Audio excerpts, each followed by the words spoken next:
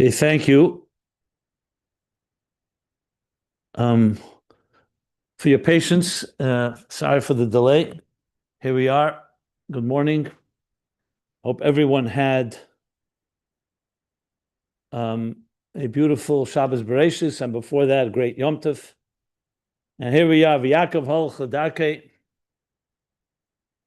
We're on our way to channel all the treasures and resources we gathered throughout the holidays. Like the Rebbes say, the expression that now we unpack the luggage that we gathered. And as was the custom in Lubavitch, V'Yakov Hol Chadake, Yaakov goes on his way, on his journey to channel all of that into our daily routines, into the world that which are so-called conventional and regular lives. So with that, we have a decision to make, which is what are we going to be learning now going forward? You know, I bought some time through the holidays. We covered a Maimer on Yom Kippur, about Yom Kippur, and some other themes that I discussed in the previous classes, and I'll discuss today as well. But I thought maybe with your input, I'd like to hear if any of you have, you know, I know we discussed it, but now it's crunch time. If anybody has suggestions, obviously I'll make the decision, but I would definitely like to hear. And the few options that did come up, some said, let's start Ayin Beis again from the beginning, because even though we learned it, you could always learn it again and understand it on a deeper level. Some felt we should learn Samach Vav, which is another Hemshech of the Rebbe Rashab that was said a few years earlier. So I never actually taught that. I did write essays and I did write a summary, but teaching it on a daily basis through the whole Hemshech, we did not do that. So even though the order should have been Samach Vav, then Ayin Beis, but so be it. And others suggested individual Maimarim from the Rebbe or from other Rabbeim. So being now that if to make a decision, I'd love to hear your input. If anybody has any thoughts on this, I'd love to hear. So maybe Hi, it's good. Rabbi. Oh, sorry. Good place to begin. So one at a time. All your thoughts, please. I just posted something in the chat because Chayenu this week is starting Samach Vav. And I thought, you know, they're going to start learning it on a Oh, I weekly see you wrote basis. that. Okay. So, I mean, I've never learned Samach Vav. You know, I don't know. I'm interested in learning it, I'd say. I of course want to keep learning Ayin Beis, but I want to learn, you know, I want to expand the knowledge or at least broaden it, let's say, a little bit. Okay. That's my vote. Thank you. Sure. Thank you. I actually second that. Also, what I also think is that since it's the same author as if it were, and if you're studying Samach Vav, we could always have these ideas that overlap with Ayin Beis. We say, okay, this is what the Rabbi Rashab saying now, but then in Ayin Beis we learn such and such. So it's almost like doing Samach Vav, but through the glasses of Ayin Beis, and even touching on ideas that we already learned in Ayin Beis as a review, like as we're studying the Samach Vav. That's my vote. Okay, or something I did similar to that in the essay, the end of the essay. Correct. I did a comparison between some Correct. of them. Correct. Okay. Anybody else? I don't know if everybody from the group is here. Let me see. But whoever is here, please. We had wonderful time, if I can say, with studying and go deep in the theoretical issue. If only we can, I agree with with this, but if only we can add a little bit of Hasidim apply to each class, maybe at the end, and do some kind of review how we can use that knowledge in our life. Maybe just short comments on how it can be used, not by chance, but regularly. I hear you. I hear. Well, one of the reasons I don't do it regularly is because I do it in my other programs, and I reserve this more for learning the text, and that's the main reason I don't do it regularly, because it's not the purpose of the class. But in general, yeah, it's a good thought. In general, just the directions, just the point. Yeah. I think, personally, I think that the choice would be for me would be either Samach Vav or the Rebbe's Marmorim in some format with the Rebbe's Marmorim. But I think overall, I would vote for Samach Vav myself also. Okay. I know Tzvi Lang, who is the oldest member of our group, had told me last week, I think it was a couple weeks ago, that he would like to do the Rebbe's Marmorim. Yeah, he But mentioned that, I think, in one of the programs here. Yeah, when we discussed it, I think that's what he mentioned. Yeah. but overall, I would vote for Samach Vav myself. Okay, I hear loud and clear.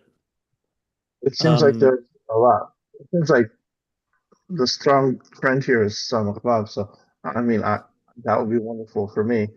I observed that most of the people in the class now were not in the original Ayin Beis class, and to that extent, it would be. Although I don't know, George has been here a long time, Eliezer's been here a long time. Evolve maybe, I don't know. So for people that started, with you, or then I can see why that would be not worthwhile investment. But if people didn't start Ayin Beis with you, then like myself, like although you are on tape, so I can always watch the recordings. I guess, in all things considered, Samach Vav seems to be the popular thing here. Maybe like George was saying, or Eliezer. The truth is, Occasionally, yeah. No, go ahead, finish. I was gonna say occasionally, maybe like one Sunday or a month or something, we could like just do a separate mimer like to the Rabbi, or do the highlights. You would probably couldn't get through the whole thing, but I don't know, just maybe well, occasionally, because you do that sometimes. Even when we learned Iron Base, you would bring one of the source mimers and say, I think this is important enough. We should just stop and start reading this other mimer. So maybe you do that or something related. I don't know. I'm just brainstorming. I like to see consensus, and it seems to me there's pretty strong consensus around Samach Vav. So that's great for me. Mr. Howard Rosenberg says. But Everyone's ideas are good. My vote is for a new mimer each week in relation to the weekly parsha. Okay. How long do you think it would take to go through Samach Vav? It's how many pages is it? Like 600 versus we did 1,400. It's Are we half thinking of Ayin Beis, around half, even less. No, I think it's more like 400. I'll go look. I have it here. So it would be like a 5-year commitment. If we go the same pace, probably, I don't know, something like that, maybe. Depends also how I teach it. There's a few ways to go. To your point, Yitzchak, I'll just say, I don't think anyone is in this class, maybe Tzvi, and there was Cheskel Jaffe, who were here from almost the beginning of Ayin Beis. So I think everybody here came somewhere middle. Maybe Eliezer, I don't even know. When did you begin? No, I came a few years after, not in the middle, way before. In the first volume, middle of the Tzvi Lang was the one who brought me in. Right. So, but all the points are well taken. I honestly, for me, I can have geschmack in anyone. It's not like I can learn Ayin Beis again, and it would be like a new thing, even though I've studied it many times and we've discussed it literally almost ad infinitum. But that's what Chassidus is. When you learn it, you see a whole new dimension every time. But that's another whole journey. Starting from the beginning, going to take quite a few years. And not that I'm afraid. I mean, we all have years, but Samach Vav is definitely new and novel, meaning even though Ayin Beis, I think most of us would benefit from, Samach Vav we haven't learned together. So I'm going to give it a little more thought. Samach Vav is, it looks like 722 Yeah, that's pages. because you're seeing it probably the new edition with all the footnotes. That's correct. That's correct. One second. Let me look. I have one without footnote. One second.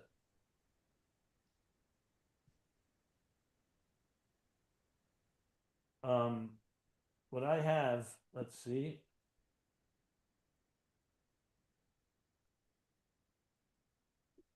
Yeah, 547. 547 pages. Yeah. Basically a third. Less than a third. Remember, some Ayin Beis was 1,474. This is like 547. A little more than a third. A little more than a third.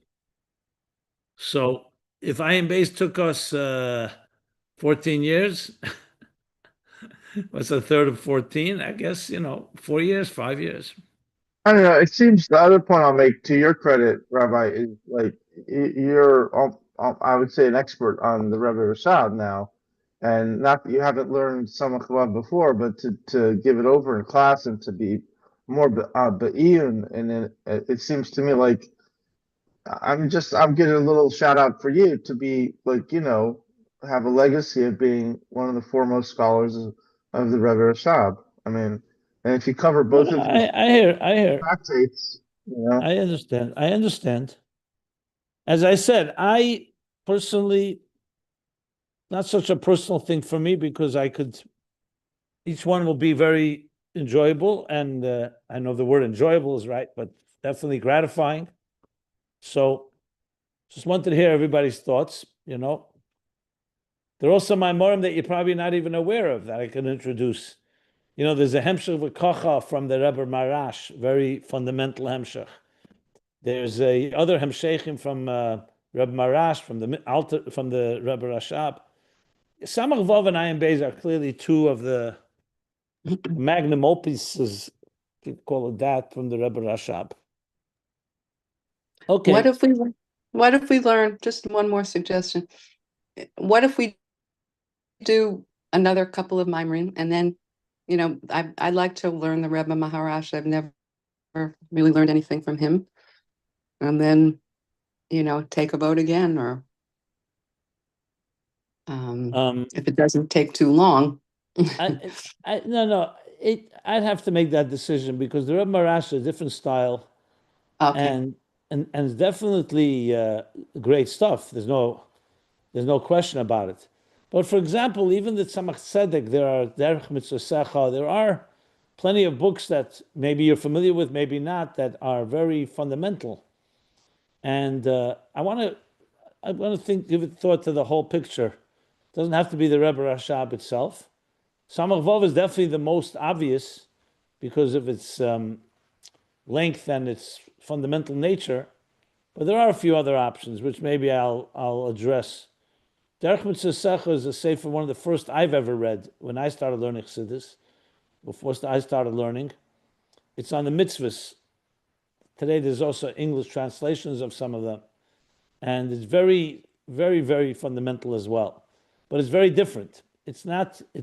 They're short, relatively speaking. Meaning some Maimorim are 5-6 pages. There are some that are 30 pages, like Hamonas Alakus, Sheresh Mitzvah Atfilah, and they are very. When you learn Sheresh Mitzvah Atfilah, for example, you learn about the spheres, about davening. Who do we daven to? How do we daven? Very, very good stuff as well. I feel uncomfortable even saying good stuff because they're all good. So I have the advantage that I know all these books. Some of you may be more familiar or less familiar.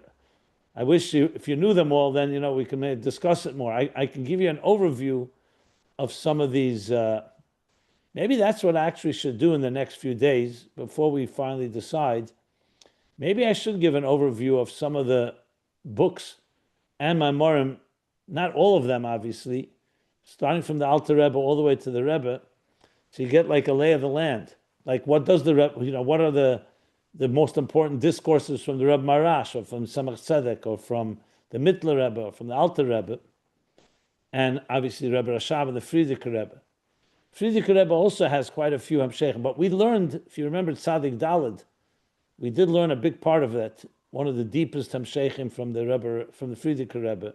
We learned it when we were learning the end of Ayin Beis. Remember Ayin Beis, as I think Yitzchak, you mentioned, we spent months on other Maimarim. Remember the Mittler Rebbe's Maimar Mika Hashem Elokeinu? We literally spent months on that. And the Alter Rebbe's Maimar, and there was the Tzadik Dalet, as I mentioned. And I remember a few others that we learned other Maimarim. So Ayin Beis was not just Ayin Beis. There were a few months that we did discuss other Maimarim.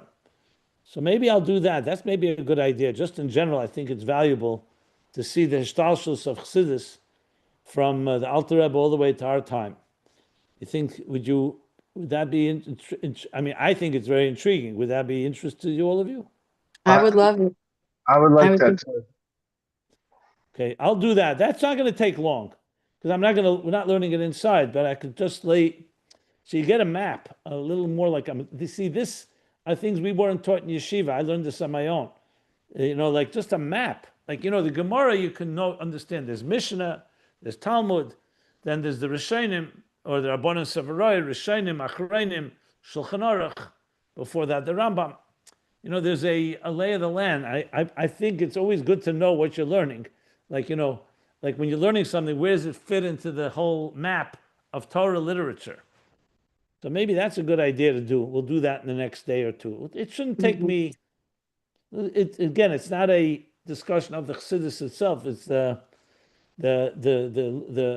books, actually. It's like when if Lahavlo, I was a professor, before you start studying physics, to tell you what are the fundamental books on physics that we're going to cover. I think it would be great. Then you could even write an essay about that for general consumption, because I think it would be very helpful for people to have such an overview. I came to think that today you don't have to write anymore. You just say it in a video, and then you have AI True. write it. That's true. All right. No, I'm not saying taken. I think it should be written. No, point taken. Point taken. However you're going to disseminate it, it'll be worthwhile.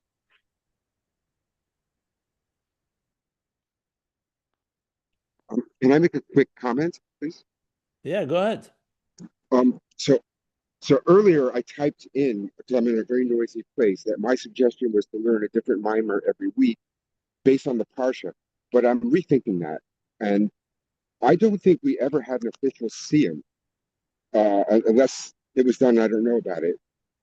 And if we do an official siyum over the next few weeks, however that may be, whether it's online or some of us in person, that might drum up some interest from new people to join this morning class if we start Ayin Beis again from the beginning a couple of weeks from now. So I just wanted to add that thought to the equation. Thank you. Good thought.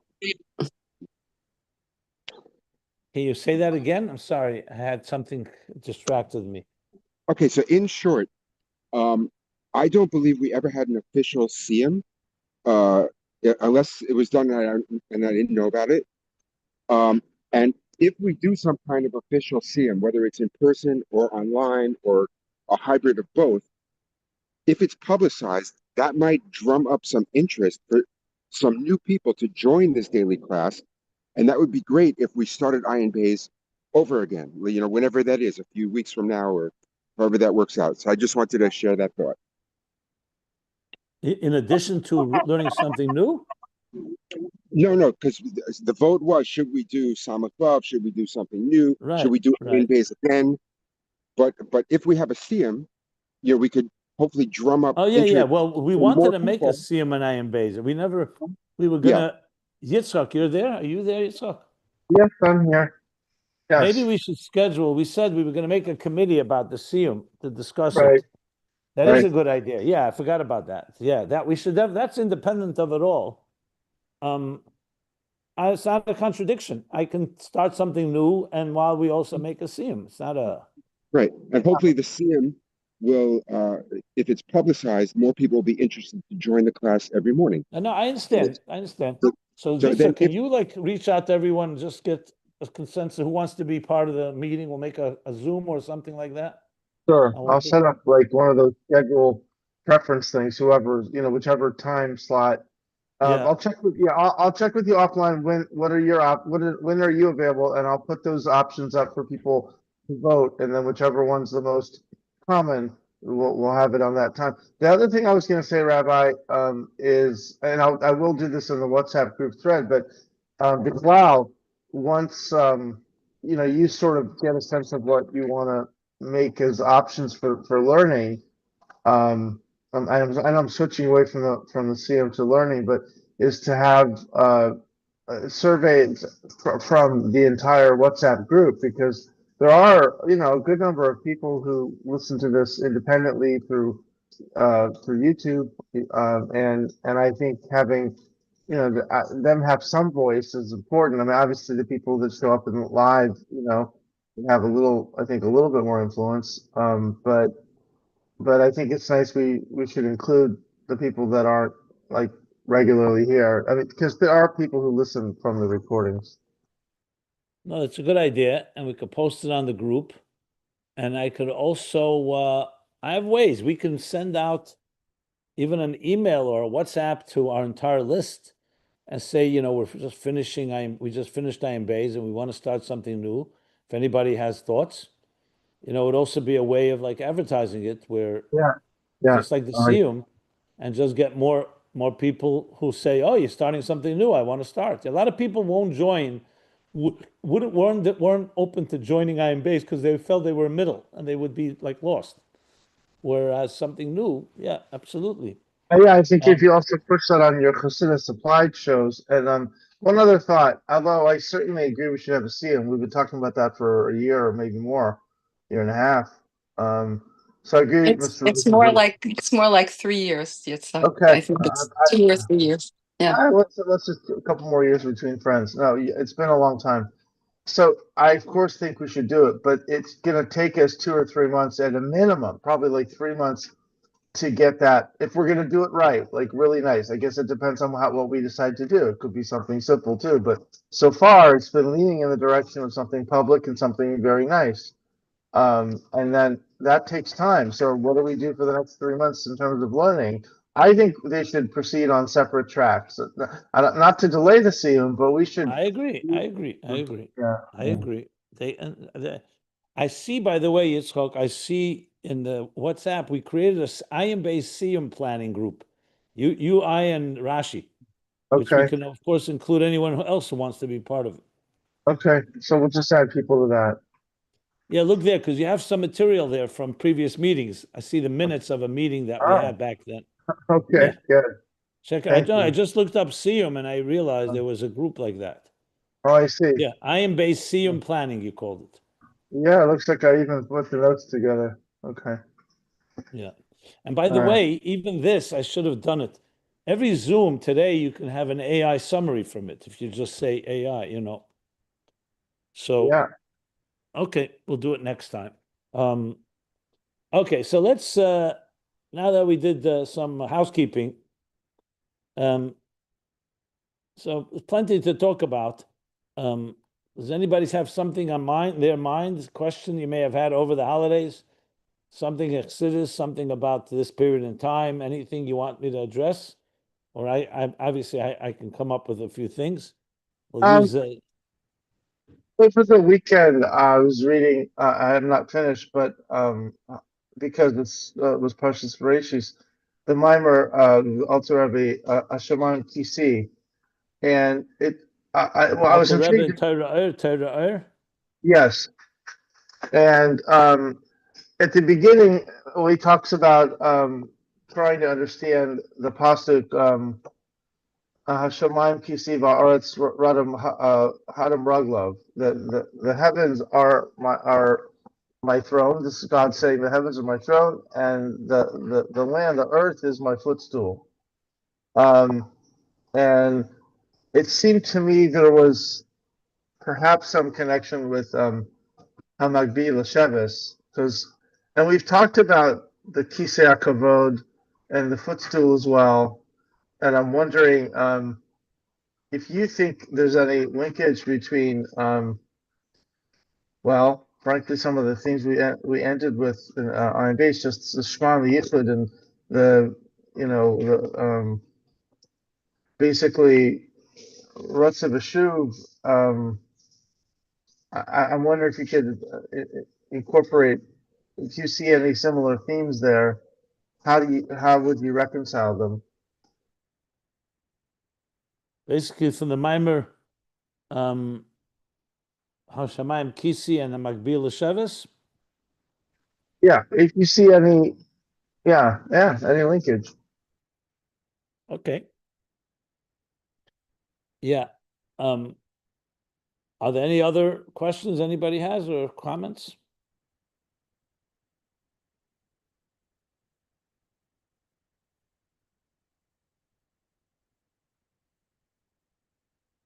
Well, let me say this before I get to answer your question. Let me share a thought.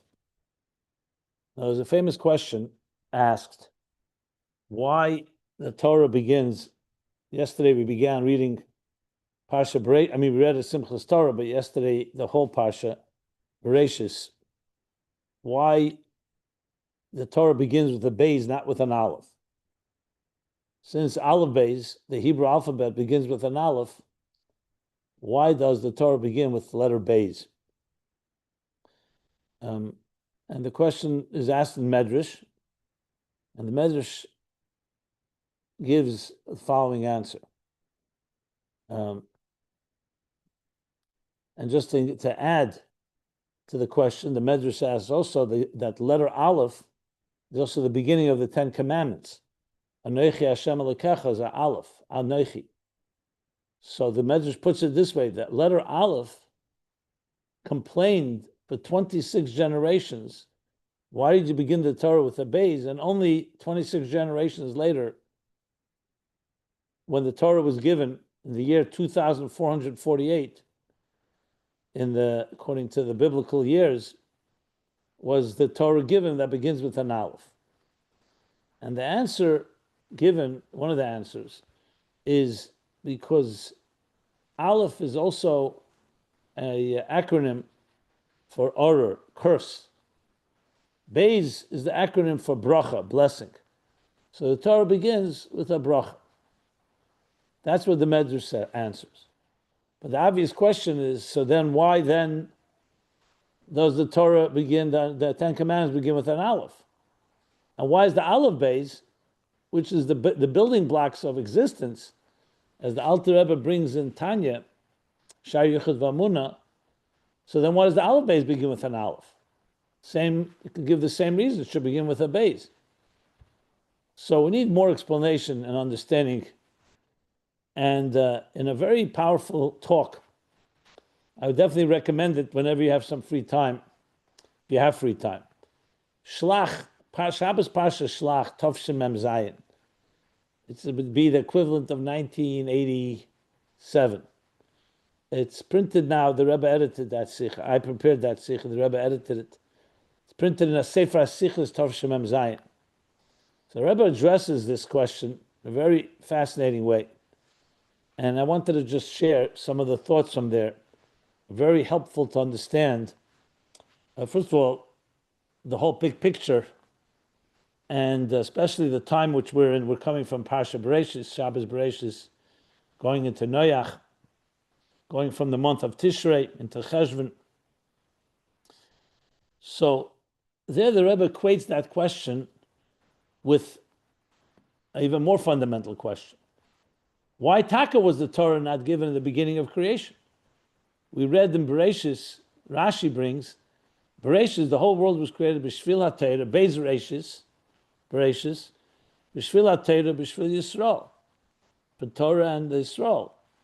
So why was the Torah not given right away to Adam and Chava at the beginning of creation? Why did it wait over almost 2,500 years, 26 generations? And he connects it to yet another question, the one that Rashi asks right in the beginning of Chumash, right in the beginning of Bereshis as well. Rashi says, Loi hoye tzarech lahaskil, Rabbi Yitzchak, he says. Rabbi Yitzchak said, why that the Torah should not have begun with Bereshis, should have begun with Achedesh Hazel Lachem. The Torah was given not to tell us the story of creation. It was given to tell us and guide us how to live our lives. So it should have begun with mitzvahs. The first mitzvah is Achedesh Hazel Lachem, when the Hashem says to Moshe and Pasha Boy, the new moon, sanctifying the new moon is the first mitzvah in that period. There's the mitzvah of Bris Milah, but that's Tavram. But the order of mitzvahs, Achedesh Hazel Lachem, which then leads into Matan Torah, and so on. And Rashi's answer is because over the generations, the non-Jewish world may come and cry out, listim at them, you're thieves. You stole Eretz Yisrael from us, the land of Israel from the nations of the world. So Hashem said to preempt that complaint or that argument, Hashem said, let's start the Torah Bereshis bara l'kim shema v'sa'aretz. God created heaven and earth. Koyach ma'asav higid la'ameh.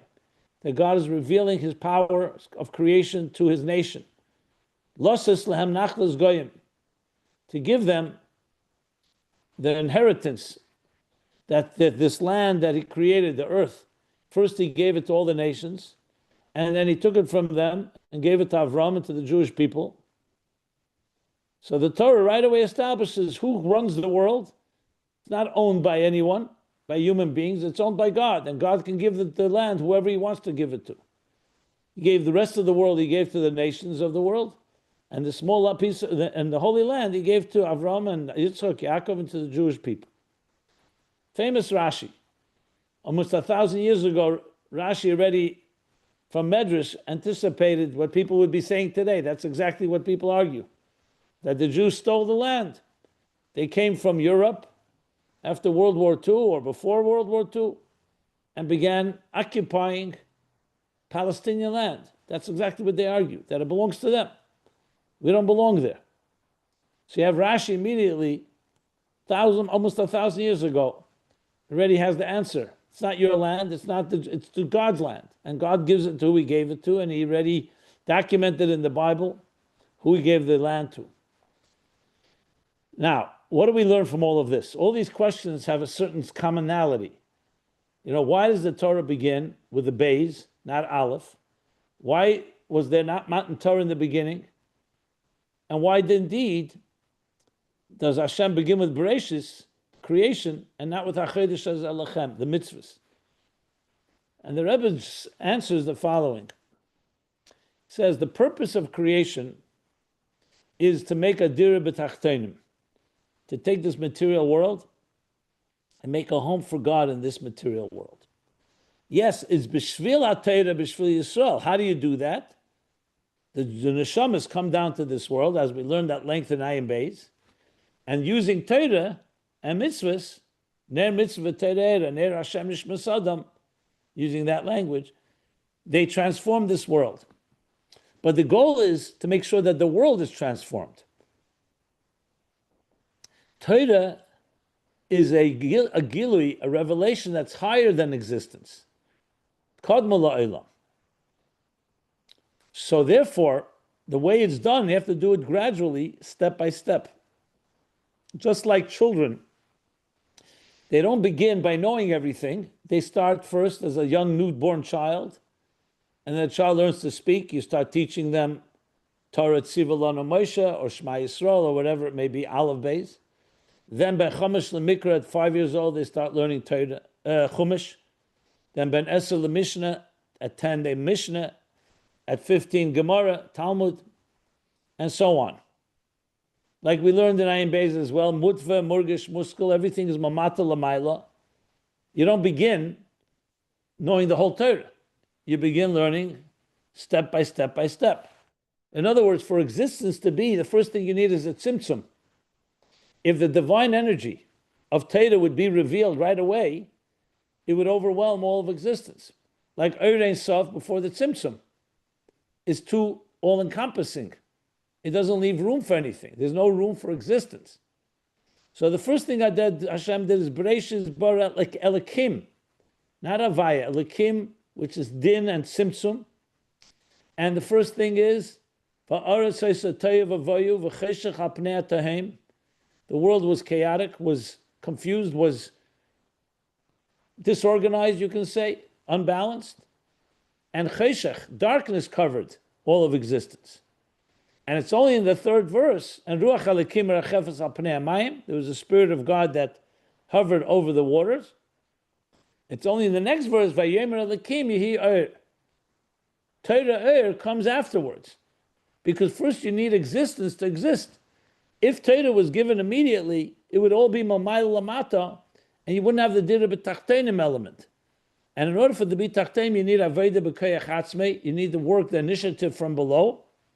And that's the process of why Torah was not given right away.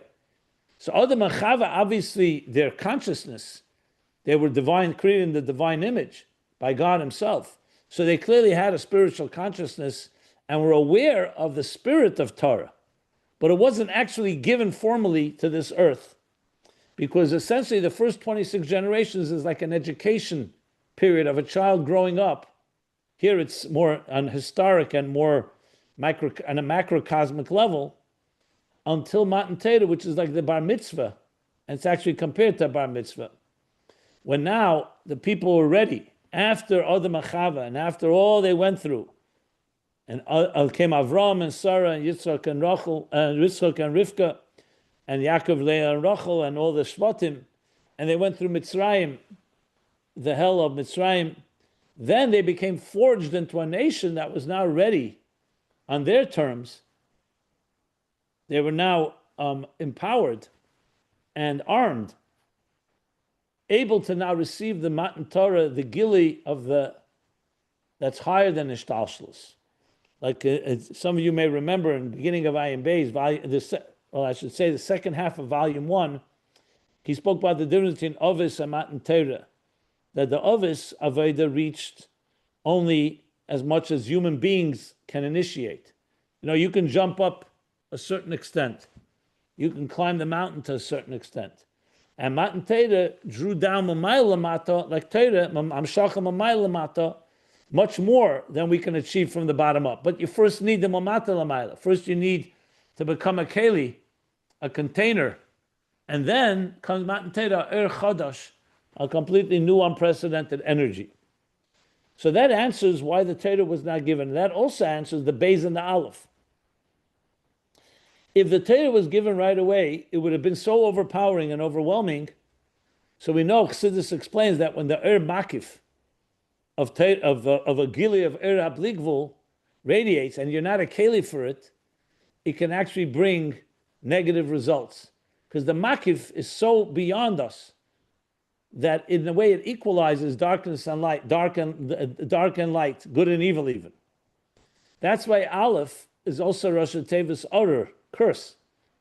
Not because Aleph is a curse, but because when the Hamshacha comes from Aleph, which is the Hamshacha of Torah, Noichi, it's such a high level that it's like the Chassidus gives an example, like by when the king throws a party. So everybody comes, both the righteous people and the unrighteous people, and there are a lot of pickpockets, and can be a lot of yanikas achitzenim, we call it, that the negative energies can wean or can nurse energy from that revelation. When you have a much smaller revelation, so then it's very tailored and directed to the right place. The bigger the revelation, if the kelim are not there, can also lead. It's like think of Reiv Teva, like a rain that's flowing without raindrops. It could also flood the fields. It could become destructive. So had the Matan Torah happened right at the beginning of creation, had the Aleph been revealed immediately, besides the fact that there could be no room for existence, would also leave room for the negative. So it begins with a Gilead of Elikuz, Bereshis Bar Elikim. Elikim is Tzimtzum, Din, not Havaya. And that leaves room for existence, and the flow, like the Kav, comes very limited and tailored and customized, so it should only go in the right place. Beis, the letter Beis, is that Hamshachah Bracha. That's the bracha. Once you prepare the ground and you prepare the kelim that they're now refined enough, then you could say, now let us be mamshir the er habligvul. So for example, if you had Simchas Torah all year round, it would not work. You have to prepare for it. You have to go through all the months of the year and you do your Aveda like B'chol Levavcha before you get to B'chol Meidecha. You can't go right to B'chol Meidecha with all the whole Bligvul. You start B'chol Levavcha, B'chol Nafshecha, B'chol Meidecha. You start first step by step, spoon-fed. As you become prepared and primed, then comes the Gili of the Aleph. So the Beis is more on our terms, and the Aleph is Hamshachah from above. So that's why the Torah begins with a Beis. Once you have the Beis in place, and the Aveda Mamata L'mayla, then the Aleph will be the Anochi Hashem Elokecha, where it's not just Elokim.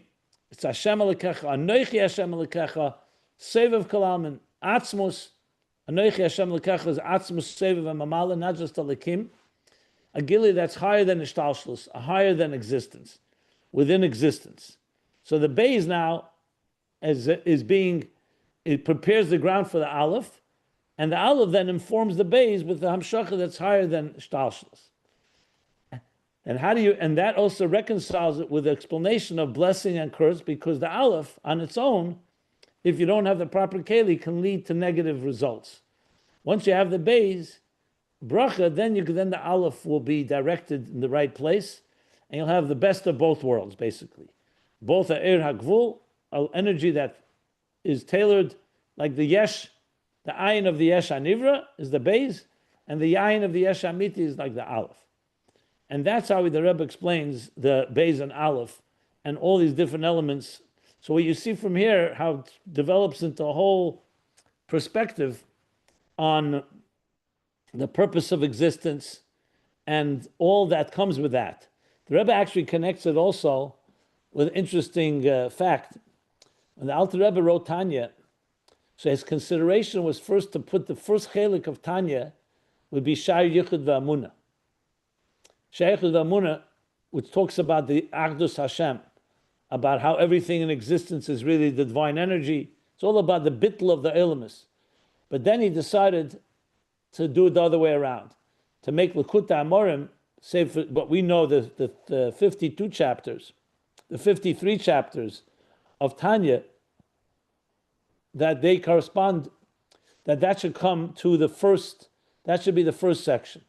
And the Rebbe explains what's the consideration, because before you get the bitla Elamus, first you have to start talking about the Elamus. So the first section of Tanya talks about the birur, how a person becomes a Beinani, self-mastery, self-control. Whereas Sha'ar Yichud V'Amunah is more like a Chedesh HaZelachem, it's talking about how everything is Elikus. So before we talk about how everything is Elikus, first we have to refine ourselves through our Aveda.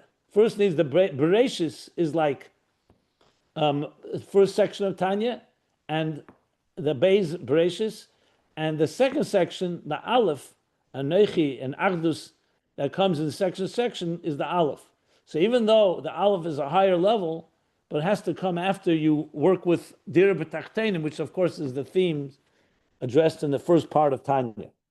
So that's somewhat of a summary of that sikh, part of that sikh, Shlach Tov Shemem Zayin. Very fascinating sikh. It was at length. The Rebbe spoke about it. Remember, very much developed it. It was a very fascinating talk that he delivered back then. So I thought I thought it worthwhile sharing, especially you see the context of how the Torah is structured. It begins with Bereshis, and then it moves slowly to Torah. Even though Bereshis obviously is also part of Torah, and Torah is the blueprint of all of existence, but it goes in stages until you really come to Matan Torah, where you can really appreciate it. And of course, Matan Torah then leads to the Mishkan, building a Beis Hamikdash of this physical world, and transforming this world into a home for God. And of course, Mashiach and Gula, which is the end of the process, then is a combination of the best of both. You have both the highest levels of revelation, plus the work that was done in these thousands of years of Maseinu V'Avodesenu, our work and our efforts in this world. So that's a thought for Shabbos Bereshis. Going from Tishrei to Cheshvan is also connected because Tishrei is a gili from above.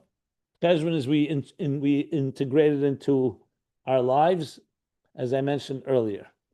So a few thoughts, food for thought. Be happy to take any questions or comments, or maybe it's all self-understood. I thought you were using it as a bridge to my question because there's a lot of themes in that sikha that relate to themes in Hashemayim Kisi, because it's a question of which was created first, Shemayim or Aretz, is because the first part of Bereshit talks about Shemayim and Aretz, and then it says Aretz or Shemayim. You got it right. It's exactly right. I didn't finish, but I'm glad that you understood that, which is a good sign. Yeah. Yeah. And the Yes, whole notion of that you can't really understand Shemayim without first doing the work on Aretz, and even the letter Beis is for Havana, and Havana means that something outside of something needs to have a sense of itself, and in order to understand that which is transcendent, because you have to have a frame of reference. Anyways, a lot of things like what you just said. Yes, that very good. What you just said, very good. Yeah. But connecting it to Ayin Beis, to Hamagvila Shabbos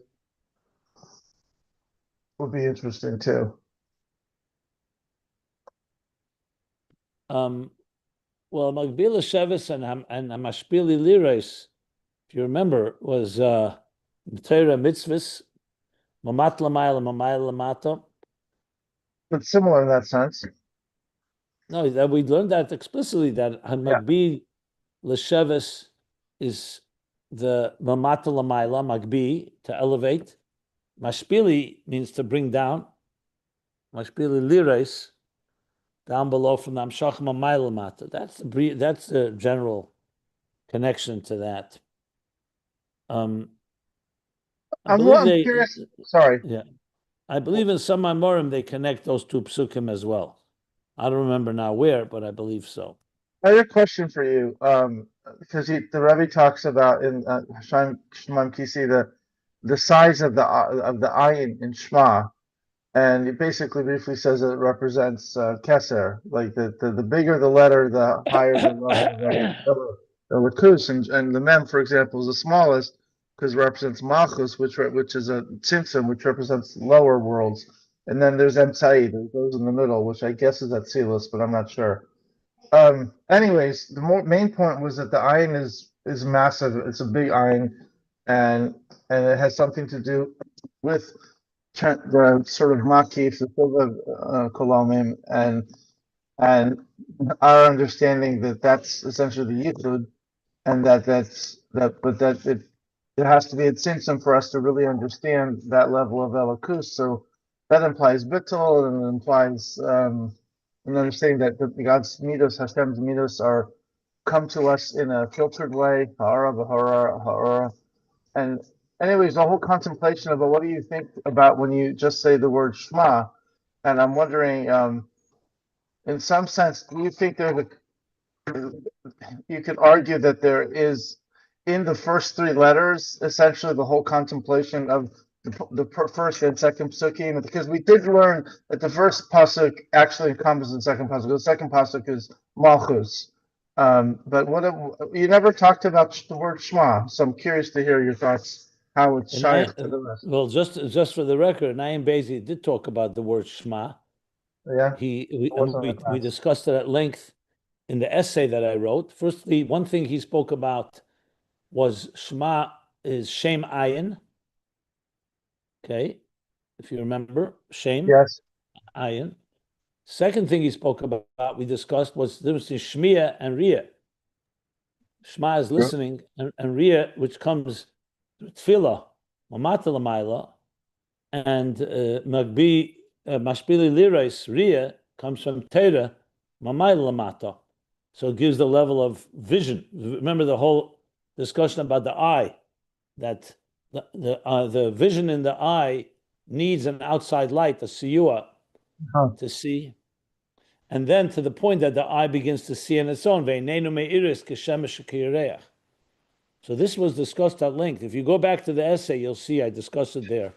Quite a few, on a page or two, pretty much at length. Okay. So it does talk about Shema. Sorry, my memory is not very good. And no, it's fine. I'm reminding you, so it's all right. You can look it up. You'll see the page numbers in Ayin Beis are there as well. I don't remember offhand right now, but Shema is discussed. I think it's either chapter 5 or chapter 4 of the essay, where they talk about Shmiya and Riyah. I think it's 5, if I recall correctly. It won't be difficult to find. Anyways, can you give it over again briefly in connection with those? I think you should read it because it's not brief. I see. All right. Okay. It's a longer discussion. Yeah. Well, that's a pretty immediate reference. I ought to know that one. Okay, I'll find it. Yeah. Thank you. Are there any other questions or comments? Anybody? I have a question, Rabbi, just about Bereshis and the Yetzer Hara. And the explanation I got was that the snake was the external Yetzer Hara, and then it was internalized after they ate. But how would they do it at all? I mean, if they didn't have a Yetzer Hara. So that's a very famous question that's asked. And you have to say that, first of all, the Nachash, the serpent, was like the Yetzer Hara. So the serpent wasn't yet a force inside them, but the serpent definitely engaged with them and tempted them. So Yetzer Hara can work many different ways. You know, today we have a Yetzer Hara within us. There, the serpent came, tempted them, telling them that God doesn't want you to know good and evil like he knows good and evil, all the different arguments. So that's one point. Second point, they were intelligent people. They knew, not with knowledge, that's why it's called Eitz Hadas, but they were aware that there's right and wrong. Like a tzaddik, even a tzaddik that never sinned and doesn't have a Yetzer Hara is still aware that there's right and wrong and good and evil. The problem was that they weren't just aware, they were tempted to taste it. So it's like, it's like a person who's not lost their innocence yet, but they know that there is evil in the world around them. And you say, since I know, what's the big thing? I might as well taste it. But once you taste it, everything changes. So bottom line, Adam and Chava were intelligent creatures, intelligent beings created in the divine image, and they knew. God said to them, here's a tree of knowledge, good and evil. Here's a tree of life. Eat from this tree, don't eat from that tree. As intelligent people, they understood. So even though they didn't have yet evil within them, they were aware of it. Das, Eitz Hadas, it's not called Eitz HaChachma or Eitz HaBina. Das makes it intimate. That now it's become yours. That's once they tasted it. So for example, a person could know about sexuality, just like Adam and Eve did, but they were not ashamed. That's why they were not covered. Like a child. They're not ashamed because they were not self-conscious about it. But as soon as they tasted from the tree of knowledge, now they became self-conscious. They're no longer just channels and conduits of the divine in this world. And that self-consciousness created a dissonance. And that's why they covered themselves. So Eitz Hadas essentially was awareness became experience. Let's put it that way. So they were aware of right and wrong, and they were told, do this, don't do that. Serve and protect the garden required certain obligations. But then they succumbed to the serpent's seduction and temptations, and that was that. And then everything changed from there on. Very satisfying explanation. Thank you, Rabbi. Yeah. Whenever I talk about this, I always say, so does anyone remember when they lost their innocence, the moment you lost your innocence for the first time? And every time I do that, you always hear sighs from the audience. Yeah, it depends on how you define innocence, right? Okay, but however, it can be subtle, it can be not so subtle, but the point is that shift when you were once an innocent little child and very naive, and then when you first taste from your tree of knowledge, you taste for the first time something, first time you do something inappropriate, or you're aware of it, or you're tempted, or the first time you're deceptive or duplicitous, things like that, where you suddenly, 1 second, I Mhm. just, I mean, I hear this quite often. I remember hearing from people who were lawyers, attorneys, that they quit the job of being an attorney because they just couldn't deal with the corruption anymore. Even though they were in the legal system, they said there was nothing more illicit and illegal than law itself. You know, it was not about justice. And I heard from quite a few people this. I mean, quite a few, not many, many, but enough. And I said, so what happened? They said, well, I was young and innocent, and I thought I'm going into law to uphold justice, to be able to really make the world a better place. And then I came to learn what justice, when justice. It's not about justice. Who has more money? Who can manipulate better? Who's more corrupt? Who can buy off whom? He says, I was even offered all kinds of money to misrepresent my clients and just get, so the other side could win. And then each one is outlasting the other. If you have more money, you most of the time you'll prevail because you simply cause the other person to bleed to a point that then you drain them to the point that they can't continue. And you know, so I remember I said, so how was the feeling? They said, well, you know, you grow up and you suddenly realize the world is not as pure as you thought it was.